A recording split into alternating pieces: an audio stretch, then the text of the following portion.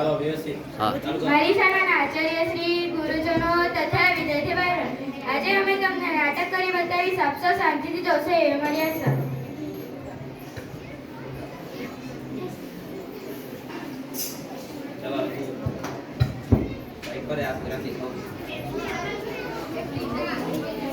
सूर्यास्त हो रहा था. पक्षी चहचहाते हुए अपने अपने नीड की ओर जा रहे थे. गांव की कुछ स्त्रियां पानी लेने के लिए घड़े लेकर कुएं की ओर चल पड़ी. पानी भरकर कुछ स्त्रियां तो अपने घरों को लौट गई, परंतु उसमें से 4 कुएं की पक्की जगह पर बैठ आपस में इधर उधर की बातें करने लगी. बातचीत करते करते बात बेटों पर जा पहुंची. उनमें से एक की उम्र सबसे बड़ी लग रही थी. वह कहने लगी, भगवान सबको मेरे बेटे जैसा बेटा दे. मेरा बेटा लाखों में एक है. उसका कंठ बहुत मधुर है. वह बहुत अच्छा गाता है. उसके गीत को सुनकर कोयल और मैना भी चुप हो जाती है. लोग बड़े चाव से उसका गीत सुनते हैं.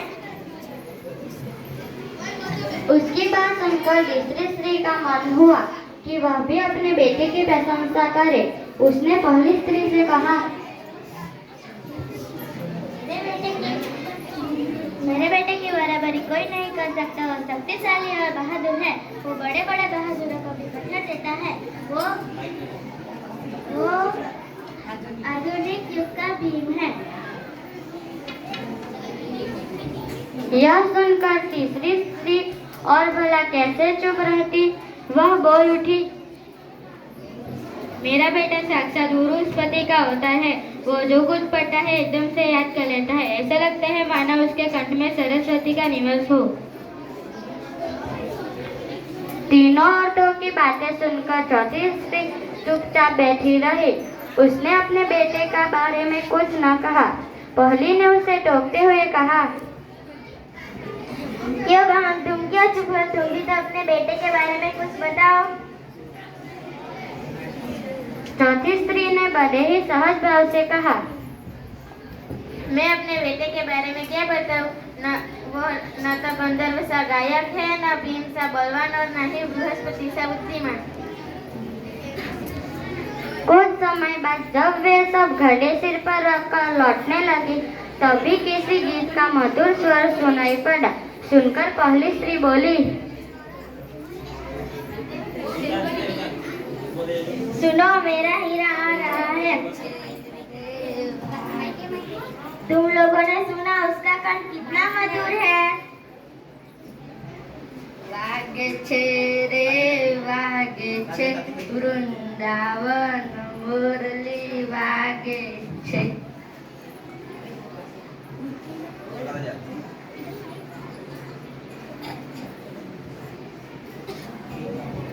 वह लड़का गीत गाता हुआ उसी रास्ते से निकल गया. उसने अपनी माँ की ओर कोई ध्यान नहीं दिया.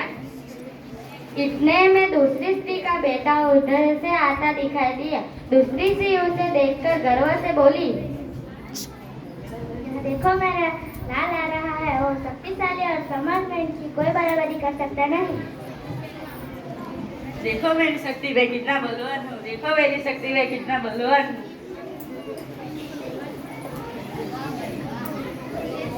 वह यह कह ही रही थी कि उसका बेटा भी उसकी ओर ध्यान दिए बिना ही निकल गया.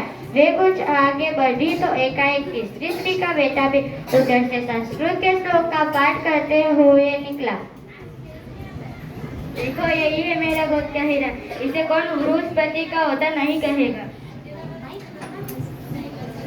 या देवी सर्वभूतेषु विद्यारूपे संस्थिता, नमस्तस्यै नमस्तस्यै नमस्तस्यै नमो नमः. परंतु उसका बेटा भी माँ की ओर देखे बिना आगे बढ़ गया. वह अभी थोड़ी ही दूर गया था कि चौथी स्त्री का बेटा भी अचानक उधर से आ निकला. वह देखने में बहुत ही सीधा साधा और सरल प्रकृति का लग रहा था. उसे देखकर चौथी स्त्री ने कहा, बहन, यही मेरा लाल है. लाओ माँ, मुझे गड़ा दो, मैं घर पहुंचा दूंगा. माँ के मना करने पर भी उसने माँ की सिर पे से पानी से भरा घड़ा उतार कर अपने सिर पर रखा और घर की ओर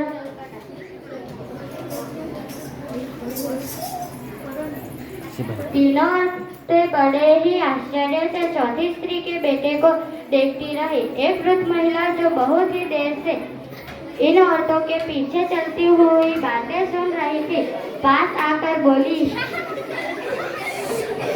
देखती क्या हो, यही सच्चा हीरा है, क्योंकि उसने उसकी माँ का सही तरह से सम्मान किया और उसने माँ की दुख को समझा। तीनों लड़कों ने तो माँ की तरफ देखा हो नहीं और चौथा लड़का आया तो माँ की तरफ तुरंत देखा और कहा, माँ मुझे गड़ा दे दो।